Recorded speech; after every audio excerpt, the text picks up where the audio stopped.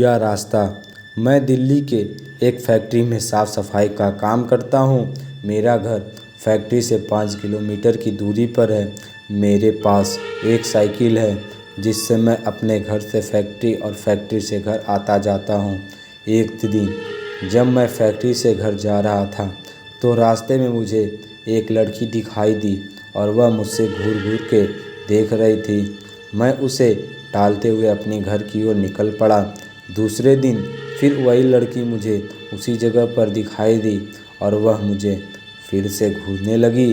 फिर मैंने उसकी तरफ पलट के नहीं देखा और अपने घर की ओर निकल पड़ा।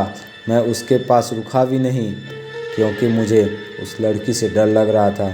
वह लड़की कई दिनों तक मुझे देखती रहती थी। एक दिन वह लड़की वहाँ पर नहीं दिखाई दी तो मैं सोच में पड़ गया, ऐसा क्या हुआ जो वह लड़की आज नहीं आई। फिर मैं अपने घर की तरफ निकल पड़ा।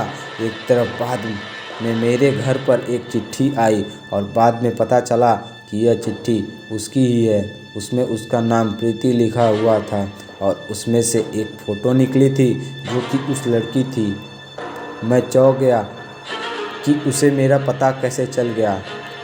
उस चिट्ठी में लिखा हुआ था कि कल जब फैक्ट्री से निकलो तो जहाँ पर मैं खड़ी रहती हूँ वहाँ पर मेरा इंतज़ार करना। उसके दूसरे दिन मैं वहाँ पर पहुँच गया तो वह लड़की वहाँ पर नहीं खड़ी थी। मैंने काफ़ी इंतज़ार किया।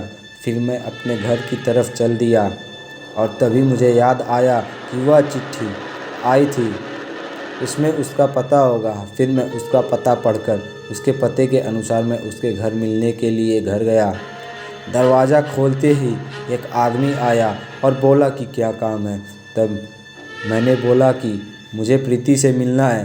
तो उस आदमी ने बोला, मैं उसका पापा हूँ और प्रीति को मरे हुए 2 महीने हो चुके हैं। मेरे हाथ पांव कांपने लगे और मैं सोच में पड़ गया कि वह लड़की जो मुझे रास्ते में मिली थी और जिसने मुझे चिट्ठी भेजी थी वह कौन होगी।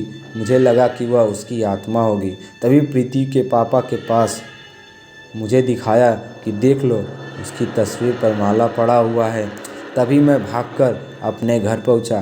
फिर मैंने उस चिट्ठी को जला दिया और उस दिन के बाद से मैंने कभी भी अनजान लोगों से मिलना और बात करना बंद कर दिया।